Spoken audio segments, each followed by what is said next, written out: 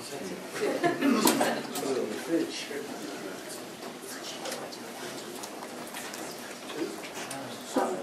I'll take one second.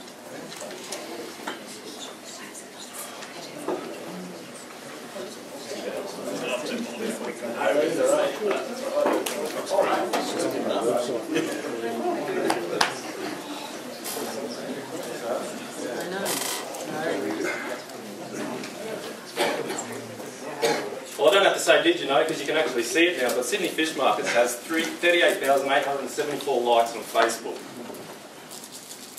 Coca-Cola has over 99 million. So, just pause on that and think of how many people actually like the page of a fizzy drink. It's phenomenal. The potential of Facebook. You like the fizzy drink? Do you like the page? You're one of them? Okay, great. Not surprised. The potential for Facebook to reach people is almost limitless. Absolutely amazing. So don't lie, who's got Facebook? Who's got your smartphone on you now? You need to put in seafood, Australia's industry of choice. That's our Facebook page we've created. That's literally, come on.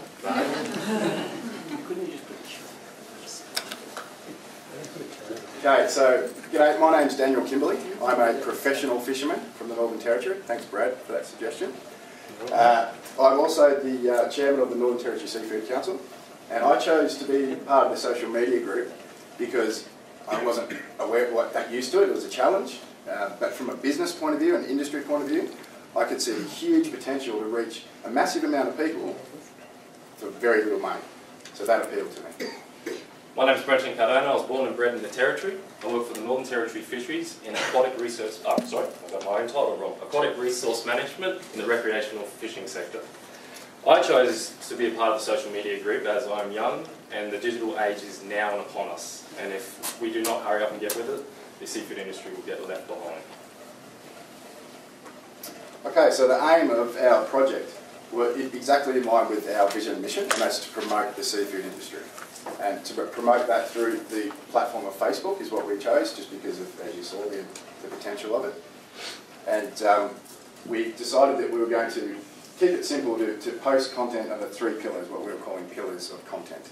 And that was to promote the industry's social licence, to uphold it, to promote the economic value of different sectors in the industry, and the career opportunities, as we've just seen with the past project. A lot of people might think Facebook, post, people read. It's not the case. There's a lot more work into it, especially to get it right.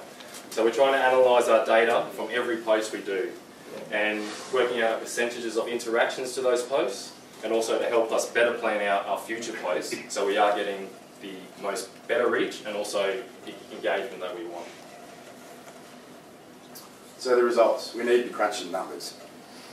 And Facebook's actually makes it pretty easy to do this. And so we took advantage of that. Now, when we made this slide, we had 127 followers.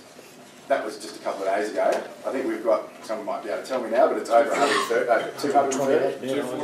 247. And I reckon by the end of this, we should have all you guys liking and sharing it too, and by tomorrow it'll probably double. So it just grows. It's this beast that just grows. In the 48 days, 84 days, sorry, that we started the page up until now, we've posted 15 times about career opportunities. We've posted 15 times on social licence and experience in the fishery, or faces of the fishery, I guess, and 10 times on the economic value of the fishery. 40 posts across the past 84 days, that's about 1 every 2 days. And we've had 48% engagement, interaction for each post we've had. So the graph that we can see here is the individual posts that we've done and the amount of likes we've got on the day. So the way to get our results in our analytics is by using these graphs that Facebook offer us in the insights of the page. So being able to work out what our women and men percentage rate of who is on there. So at the moment, our women range between 25 and 34 years of age, and men are around about the 35 to 34. So we need to try and think of ways to break into that younger market as well. Essentially, we're trying. Northern Territory, Western Australia, and Tasmania are our biggest followers. So New South Wales and everyone else, come on. Left you down. No paid boost, by the way, also. I'll just go over to this graph. I know I've taken up half the screen. But this graph is just showing all the organic posts that we have and then the interaction from each post from our general public as well. So what did we find through our social media experiment, our social experiment that we did? We found that the seafood industry currently has a fairly low presence on Facebook. There's a lot of room for improvement. There's a fairly low engagement. So obviously some people do it better than others, but as a whole, we found it difficult. Our page was absolutely no different. I'm not going to lie to you. I'd love to get up here and go, we killed it. You know, everyone knows about the seafood, industry page, and it's going great guns. But it was hard, and we learned a lot from it. So our page is no different, and we're here to tell you that honestly. Yeah. So as you know, social license, very hard to do already, and it's extremely hard to do via social media. People that follow your page are not willing to read something that's an A4 size, especially on Facebook. So it's trying to get that message and your mission across in a short sentence that's going to capture them to actually open it up and read a little bit more into it. On the other hand, using Facebook as a platform for employment, career opportunities, was actually a little bit easier, and there's a little bit more about that. And look, if you're at home, if you're a younger person looking for a career and you're scrolling through your phone, bang, straight away, using our past groups' posters, that grabs your attention and sucks you in. And it's short and it's sharp, and if you're looking for a job, bang, that's great. So it was actually a really good platform for promoting employment and career opportunities in the industry. We also have a job portal on the page. So if you go to the Facebook page, there's a special section there with a whole heap of recruitment agencies and places where you can find jobs. So you just click away and you can look for jobs. So the aim of it also is that, I guess, employers would use our page to promote themselves, businesses, organisations. So it is a really good platform for career opportunities promotion.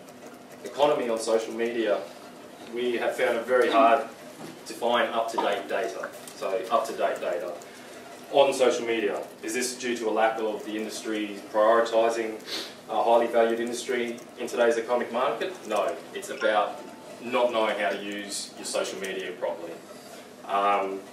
So in saying that, people aren't using Facebook to their best knowledge to expand their businesses or to get their message out there. Okay, so look, to be honest, I already had a Facebook page, personal page when I started this, in the business page, and I thought it was pretty easy, pretty simple, just post and like and scroll away. But if you want to do it effectively, as a business or as an industry or an organisation, it's really quite difficult. And there are some really key things that you need to do, and a lot of time that you need to spend on it to get it right. And so we're going to go through a few of those things now that we have learned through our process on how to improve it. And some of the major factors are timing. There are certain times of the day that you're just not going to get any interaction. So, just think about your daily life. Lunchtime, going out for lunch, you're going to check your phone. So around about that 12 o'clock mark is going to get you some good interaction if you're going to put a post in. And also around your lunch times and also your dinner times when people are going home from work in the transit. These are the times that people are most on Facebook, and these are the times you need to post to get the better interaction. Asking questions of your followers. So there's parts on there that has discussion groups on your pages which will give you the opportunity to ask your followers what they would like to see on your page. If you are doing things right, you can get feedback to then better help your engagement for future posts. Photos, videos and text. There's no point having a story on a mud crab and a picture of a barra. We've seen a lot of missed things like that on Facebook, and you've got to have a clear message and make sure everything that you've posted is matching what your message you want to deliver. Frequency in your posts. Everyone thinks, yes, I've got my Facebook page.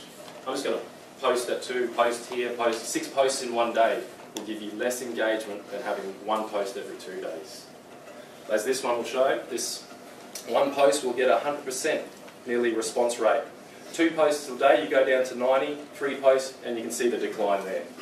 So the more you're on Facebook and the more you're trying to engage your followers, you're actually losing your followers because they're just going, that's too much for me now, I'm not even going to bother. Paid posts. Everything we've done at the moment has been on organic posts. We have not spent any money on this. And we've had a 48% on every post engagement, I think it worked out to be. 48% for every post we've had a 48% engagement rate. If we were to use that paid post, it'd be vast. We'd be going to nearly 90 to 100% engagement. So if you want to use Facebook, boosting your post is definitely going to be in your best interest. So we learned a bit about Facebook. That's great. But we also learned a lot of things about leadership along the way. Brenton and I are both in the Northern Territory. We did also have another member, Tim, who withdrew from the course, and he was in WA. So we're all in distant areas. Being a professional fisherman and business owner, I spent a lot of time at sea and overseas promoting my business. Brenton was spending a lot of time on Indigenous communities at the time and a lot of time out bush. So communicating was really difficult. So we found, as a leadership lesson, just how important communication is.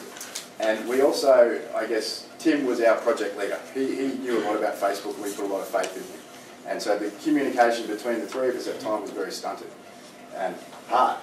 And if you're all going to post on a Facebook page, you need to be cohesive and all on the same page and not posting twice or posting opposing things. So communication, we learnt, was king, and listening to each other, and also listening to the followers of the page and comments and reacting to that. So as I said, one of our team members, Tim, withdrew from the program, and Brenton and I had he was in the team leadership position, I guess, and that was a big blow for us. That really changed the dynamics, and it only happened about a week and a half ago. So we're getting everything ready to come here and give this awesome presentation, and Tim's our social media guru, and we're going to knock it out of the park, and he says, look, I can't come. So we had to really rally, really step up, and just prove ourselves, and we're here to say that we haven't done a perfect job, but we've learned a lot from it, and I think we've learned a lot about leadership and a lot about social media, so, and we're closer for it. Definitely. Yeah. Definitely. So what I've learned from also being on the social media strategy group, I now run the Northern Territory Facebook page, Fisheries Facebook page, and I've taken everything that I've learned from here and I'm using it in my today's work back up at home. I also can't stress about the leadership skills that I've learned. It's helped me for the better, being able to reflect and use the tools that I've learned from Jill and Chris to better myself. So do I need to change my approach on things? I look at myself. Do I have to look at myself? Do I have to change myself? How can I help myself, or am I helping others? Do I need to change my approach? And my biggest achievement of all is taking criticism of all kinds, but then accept, adapt and action it.